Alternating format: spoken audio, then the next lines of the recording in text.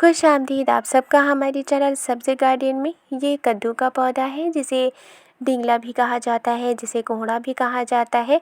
मेरे इस पौधे में काफ़ी फ्लावर भी आ गई है। कुछ फ्लावर खिल गए थे और मुरझा गए हैं, लेकिन बहुत सारे फ्लावर खिले हुए हैं और कई कलियां भी आई हुई हैं।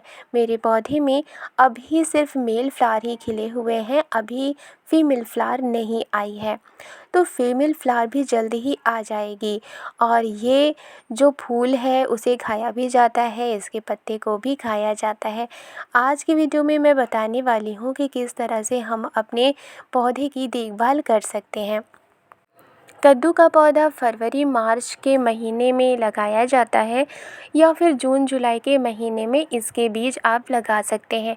मैं जब बाज़ार से कद्दू लाई थी उसमें बहुत सारे बीज ऑलरेडी थे और उन बीजों को मैंने निकाल लिया था और उन्हें धूप में सुखा लिया था और उसके बाद मैंने उन्हें बोया था, जिससे कि मुझे नए पौधे मिले और इस तरह से अभी मेरे पौधे इतने बड़े हो चुके हैं। मुझे बीज खरीदने की भी ज़रूरत नहीं पड़ी थी। मैंने ये पौधा सीमेंट के बोरी में लगाया हुआ है। ये इतना बड़ा पौधा है, इतना बड़ा बोरी है और इसमें मैंने सॉइल प्रिपेयर करके मैंने रख दिया था। और चूँकि अब इसमें फ्लावर भी आ रही है, इसमें मैं ऑर्गेनिक फर्टिलाइज़र यूज़ करने वाली हूँ। ऑर्गेनिक फर्टिलाइज़र के रूप में मैं इसमें काव डंग इस्तेमाल करने वाली हूँ।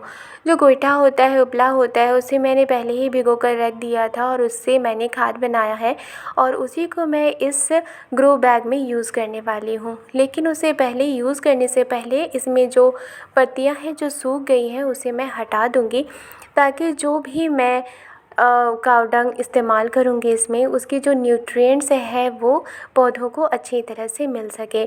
इसकी जो ब्रांचेस होती हैं वो थोड़ी हार्ड होती हैं और जो पत्तियाँ निकली हुई होती हैं उसके भी जो ब्रांच होते हैं वो हार्ड होते हैं। और इस पौधे को सनलाइट की ज़रूरत होती है, इसलिए जब भी आप इसे ग्रो करें तो सनलाइट इसे दें, क्योंकि ये जब सनलाइट मिलती है तो ये अच्छी तरह से ग्रो करती है और प्रॉपर तरीके से ये फ्लावरिंग करती है और इसमें फल भी आते हैं। और इस पौधे में चूँकि इस पौधे को न्यूट्रिएंट्स की ज़्यादा ज़रूरत होती है, इस वजह से इसे आपको टाइम टू टाइम न्यूट्रिशन देने की ज़रूरत होगी, फर्टिलाइज़ करने की ज़रूरत होगी। और इसके लिए आप ऑर्गेनिक फर्टिलाइज़र यूज़ कर सकते हैं या फिर आप काव डंग का इस्तेमाल कर सकते हैं।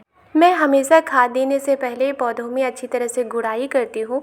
इससे क्या होता है कि जब हम खाद देते हैं तो वो मिक्स हो जाती है आसानी से मिट्टी में, क्योंकि मिट्टी हल्की होती है और उसमें ये खाद मिक्स हो जाती है। और जब हम वाटरिंग करते हैं तो उसके जो न्यूट्रिएंट्स होते हैं उसे पौधे अच्छी तरह से एब्जॉर्ब कर पाते हैं। ये मैंने खाद काव डंग का दिया है और ये काफ़ी अच्छा होता है, बहुत ही बेहतरीन होता है। जब आपके पास कोई दूसरा खाद नहीं होता तो आप उपलों का इस्तेमाल कर सकते हैं। उसे भिगो दीजिए और उसके बाद उसे कुछ दिन तक रहने दीजिए। फिर जब खाद बनकर तैयार हो जाती है तो आप उसे अपने पौधों में इस्तेमाल कर सकते हैं। इस तरह से हम अपने पौधे की देखभाल कर सकते हैं। जो पत्तियाँ होती हैं जो सूख जाती हैं उन्हें हटा देना चाहिए और टाइम टू टाइम हमें अपने पौधे में खाद देना चाहिए। तो ये कुछ मैं इस तरह से गार्डनिंग करती हूँ। वीडियो पसंद आई है तो लाइक एंड सब्सक्राइब करना मत भूलिएगा। मिलती हूँ नेक्स्ट गार्डनिंग में। शुक्रिया।